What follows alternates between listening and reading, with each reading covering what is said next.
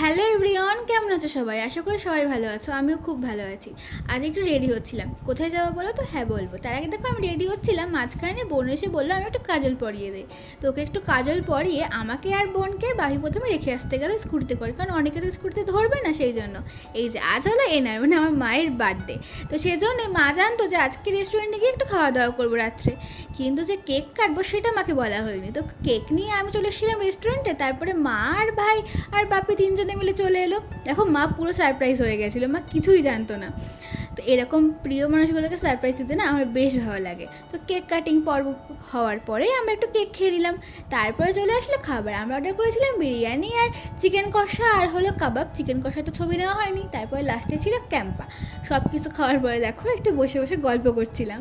অনেক রাত্রে গেছিলাম তো বেশ ভালো লাগছিলো, ফাঁকা ফাঁকা ছিল।